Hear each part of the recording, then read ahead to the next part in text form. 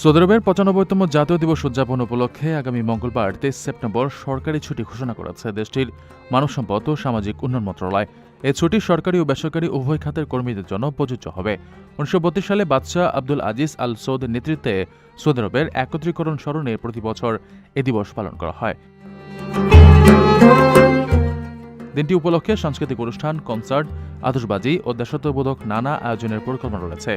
এবছরের প্রতিপাদ্য আমাদের গর্ব আমাদের প্রকৃতিতে। জাতীয় দিবসটি সৌদি নাগরিকদের ইতিহাস, ঐতিহ্য ও ভিশন ২০৩০-এর লক্ষ্যমাত্রার প্রতি অঙ্গীকারকে প্রতিফলিত করে।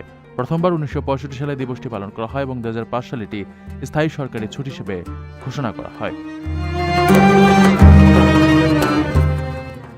লক্ষাধিক টাকা বেতনে কর্মী নিচ্ছে জাপান।